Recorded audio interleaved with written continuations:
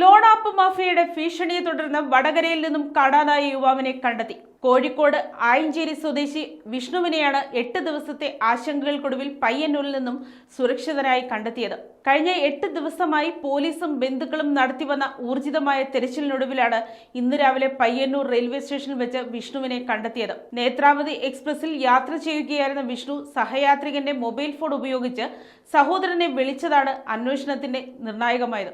താൻ സുരക്ഷിതനാണെന്നും എന്നാൽ സാമ്പത്തിക പ്രതിസന്ധികൾ കാരണം വീട്ടിലേക്ക് മടങ്ങാൻ താല്പര്യമില്ലെന്നുമായിരുന്നു വിഷ്ണു ആദ്യം സഹോദരനെ അറിയിച്ചത്.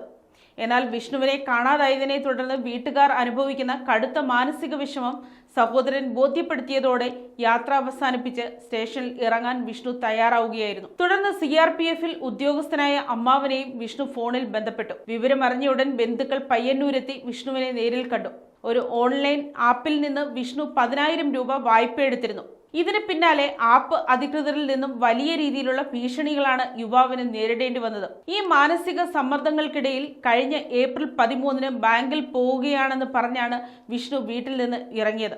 ലോൺ ആപ്പുകളുടെ കെണിയിൽപ്പെട്ട് സംസ്ഥാനത്ത് നിരവധി പേർക്ക് സമാനമായ ദുരനുഭവങ്ങൾ ഉണ്ടാകുന്ന സാഹചര്യത്തിൽ വിഷ്ണുവിനെ സുരക്ഷിതനായി തിരികെ ലഭിച്ചത് കുടുംബത്തിനും പോലീസിനും വലിയ ആശ്വാസമാണ് നൽകുന്നത്.